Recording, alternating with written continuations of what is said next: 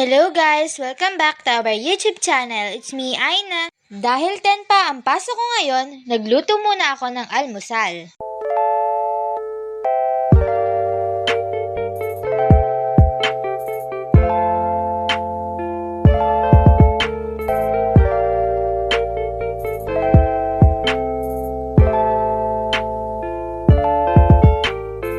Nagluto ako ng hotdog, nuggets at ham. Para may pambaon na rin ako sa school.